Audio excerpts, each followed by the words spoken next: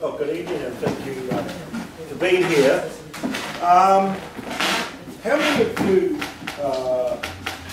have looked at the portal of local government to see the profile of account contacts? Has anyone been in there?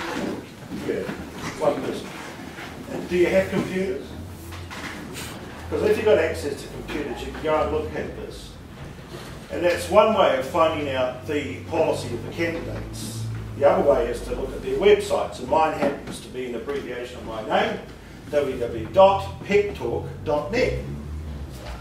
And in that website I've got a Facebook, a Twitter, a MySpace, a YouTube.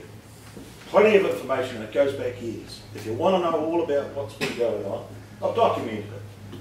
And I have to say, I was sitting here thinking, I'm very sorry that the Mayor and her bodyguard left, because I want to have a stand-up scrap with her about the misinformation that she's been talking about, starting with that nonsense about the rates. I go back a long way. I started off my life in civic affairs about 1981. I went to Break Bay and bought a house, my first house, after I left university. And I was the chairperson of the Break Bay Mayoral Progressive Association. Started what was the embryonic sort of phase of the Wellington Clean Water campaign.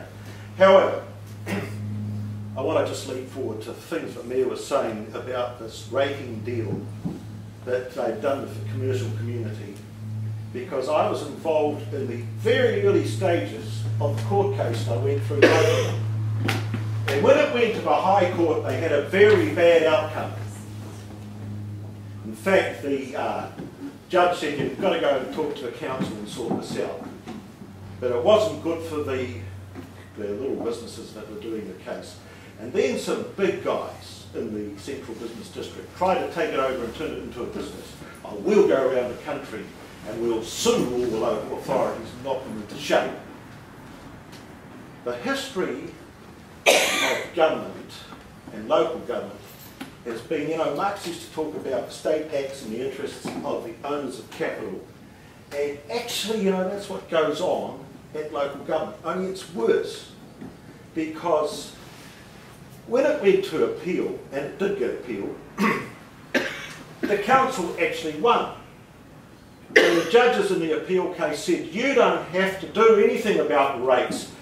We're not going to interfere in the setting of rates, because that's the job of elected people.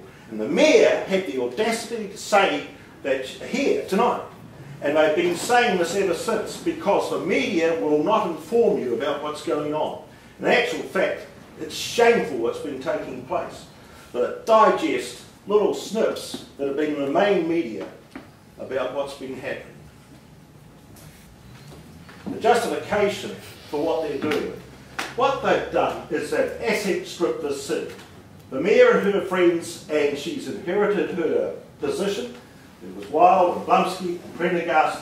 And what have they done? They sold Capital Power, they sold the bus company, they sold the parking buildings. They switched, they tried to sell the airport, they switched. Finally, the business rates, the final step onto the home rates. And they have the audacity to say that they'd be taken to court if they don't fulfil an agreement that they've made with the business community. This is a democracy. You've been hearing about politics and business, but you haven't heard about democracy. Democracy is majority rule, minority protection, and sharing the benefits. And the Mayor's very good at doing the politics, but she's no good on the democracy.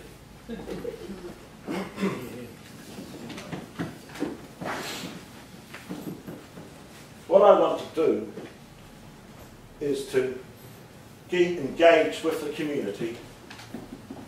I want to have an introduction of a philosophy that says we have to do things differently, we have to be open, we have to be transparent and accountable. We need to have a participatory democracy. It's no good having representative democracy because it fails every time. Why did only 39% vote at the last election? That's a minority electing people to make decisions over a majority. And you know, in some countries, if you don't get 51% participating, you start again until you do. And it's just absolutely outrageous this has taken place. One of the most adroit moves that's taken place on the part of these people who want to privatise the profits and socialise the losses, and that has been this introduction of local authority trading enterprises and private-public partnerships. And if you noted, whenever you have a public-private partnership, the private eats up the public. I'll give you an example, Capital Power.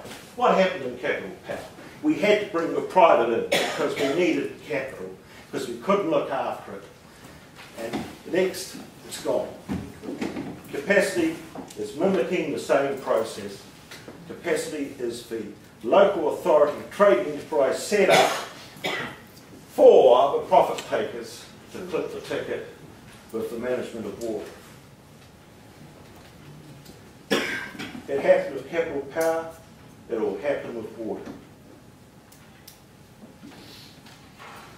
Just going on to some of the policies that I'd like to see here. You can go on to this local government portal. You can wait until the voting papers come, it'll be in it. But, and you can see on my website, there are a core of things that I see as important and that we... The other thing is talking about the debt that's accumulated. And of course we've sold all our assets to buy all these things, and all we've done is buy debt. It's fabulous, isn't it? Actually, we're probably looking, I think Jack will agree with me, at over $400 million. We've been saying that for some time. The Mayor suddenly announces that there's an elephant in the room. The media has been telling people, but the sad part about it is the public seems to have a short memory, and you have to have this brought to your attention more often. How are we going to cope with this huge debt? How are we going to do it? And you want to give it to your kids at a time when there's an unwinding of the financial and economic framework. Probably as a consequence of a decline in energy. I think there's a strong linkage between the collapse of the economies and the decline of oil, peak oil. And it's a horrendous problem which no one seems to want to face. That's the elephant in the room. It's actually this paradigm shift that we're going to have to do in order to survive. And I know that Al's been taking a bit of flack at the various meetings, but I sat here tonight thinking, really speaking, in the way I've followed all his commentary from the start, and I think both him and Bernard are they're quite interested in the way they're trying to convey a message. They've got a message for us, and I actually think it's quite interesting. It's sad that actually, even though with the humour they're trying to use, it's sort of being belittled really, and I don't think it's necessary. They stand, and I think they're entitled to have their message heard. So anyway, big problems. How are we to deal with it? We have to do the paradigm shift. We have to actually stop all of the greenwash. An electric car going to save us, is it? Well, I'll tell you what happens. You take a problem of pollution in another country, it's transferred. The cars are energy intensive to build, and they may be built in Japan or Korea or China, and all the pollution takes place, and then they arrive here, and we think we're clever. 1 minute to go, Brian. Very good. I'm very near the end.